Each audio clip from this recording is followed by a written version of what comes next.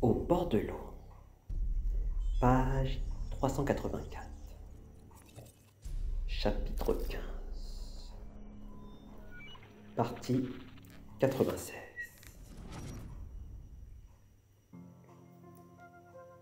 Il sortit de l'arrière-salle, s'en vint à la porte du manoir et vit le taoïste en question. Un colosse de 8 pieds de haut, grave et majestueux, avec dans son air quelque chose d'étrange et de bizarre.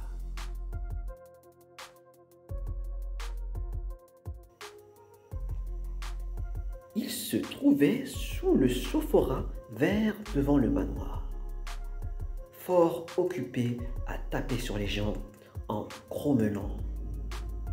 Incapable de reconnaître un homme de bien.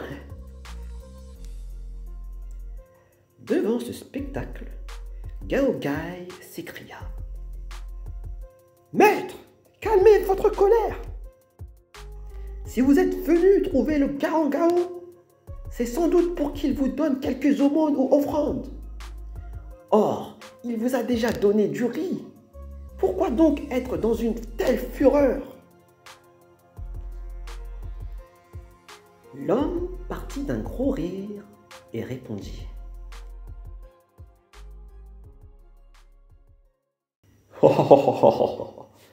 Moi, pauvre taoïste, ce n'est pas pour avoir vin ou nourriture, argent ou riz que je suis venu.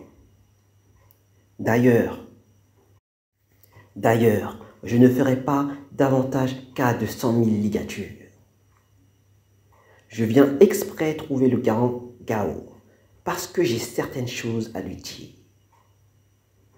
J'enrage de voir des croquants sans manière m'injurer et m'insulter.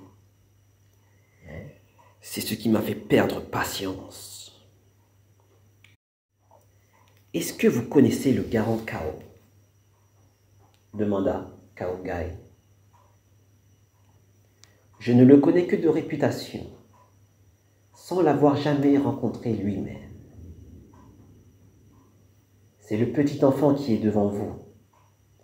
Qu'avez-vous à me dire, maître? Le taoïste le dévisagea et répondit. Messire, pardonnez-moi, et laissez un pauvre taoïste vous saluer bien bas.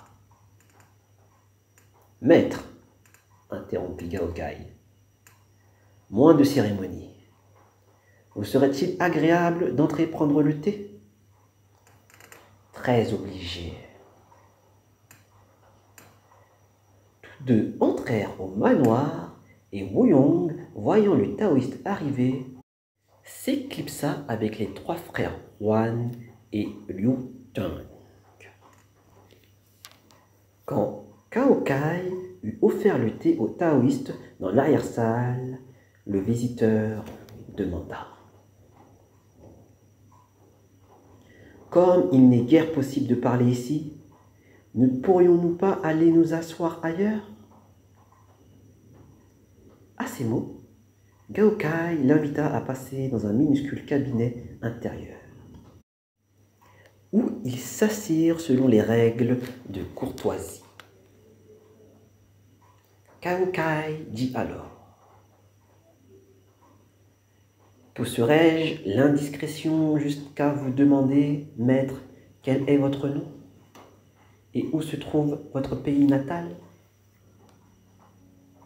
Moi, pauvre taoïste, je porte le nom double de Gongsun et le simple prénom d'enfance de Sheng.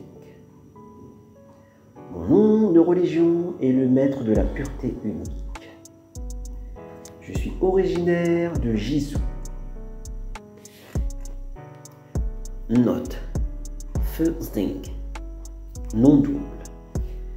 C'est-à-dire bisyllabique.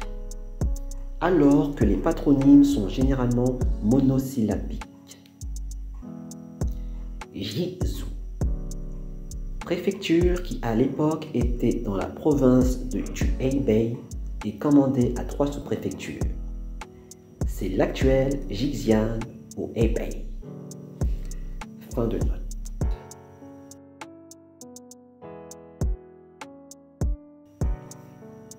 Moi, pauvre taoïste, je porte le nom double de Gongsun et le simple prénom d'enfance de Shen. Mon nom de religion est maître de la pureté unique. Je suis originaire de Jizou. Depuis mon enfance, dans mon pays natal, j'ai toujours beaucoup aimé le maniement des armes et j'ai étudié différents arts martiaux. Les gens m'appellent le sieur Gongsun Chen. Comme je suis versé dans les arts magiques du taoïsme et puis appeler le vent ou conjurer la pluie, chevaucher les brumes ou voguer sur les nuées, tout le monde parmi les rivières et les lacs m'a surnommé le dragon entre les nuages.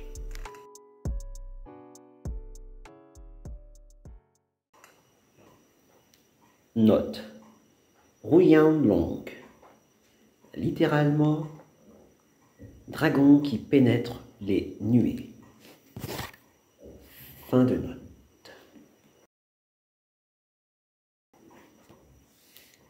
Comme je suis versé dans les arts magiques du taoïsme, et puis appeler le vent ou conjurer la pluie, chevaucher les brumes ou voguer sur les nuées, tout le monde, parmi les rivières et les lacs, m'a surnommé le dragon entre les nuages.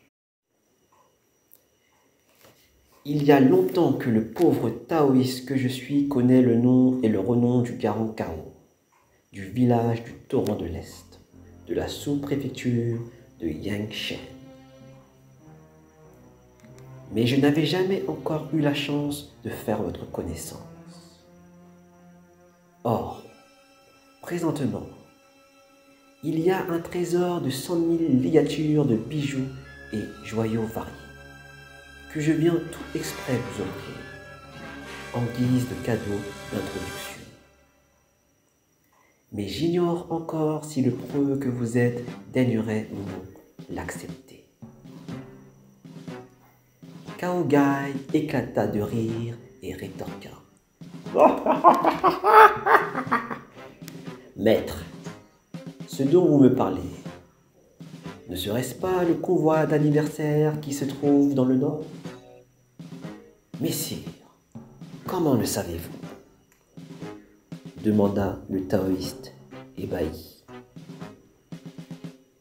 Enfant son que je suis, j'ai deviné au petit bonheur, mais je ne sais si cela concorde avec votre allusion.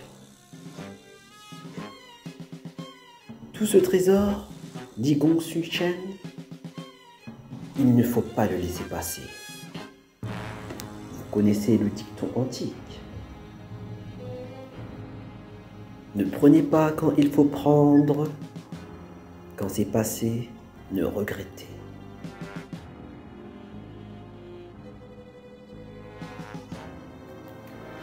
Quel est votre sentiment, messieurs? Juste comme il disait cela, voici soudain qu'un homme fit irruption dans le petit cabinet, se jeta sur Gongsun Chen et le serra sur sa poitrine en disant « Bravo, c'est du joli! Claire est la loi du prince, mais obscures sont les voies des esprits. Comment pouvez-vous tramer un complot si ténébreux?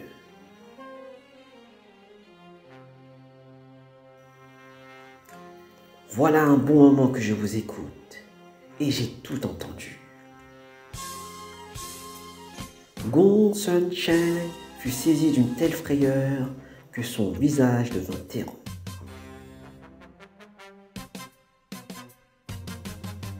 C'est le cas de le dire. À peine mis au point stratagème et manœuvre, voici un tiers qui épie tout dehors sous la fenêtre.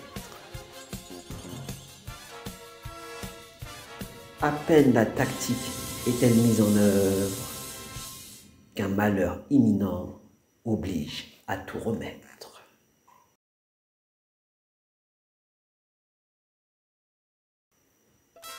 Finalement, quel était donc cet homme qui empoigna Gong-Sun-Chen?